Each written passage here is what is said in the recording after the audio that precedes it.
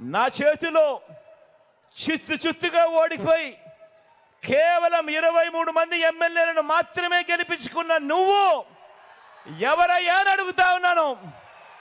నేను బచ్చా అయితే 5 ఏళ్ల తర్వాత కూడా నాతో పోటీకి నువ్వు ఒక్కనివే రావడానికి నీకు ధైర్యం చాలడం లేదు. 6 డజన్ మందిని వెనకేసుకొని వస్తా ఉన్న నిన్నేమనాలి అని అడుగుతా ఉన్నాను.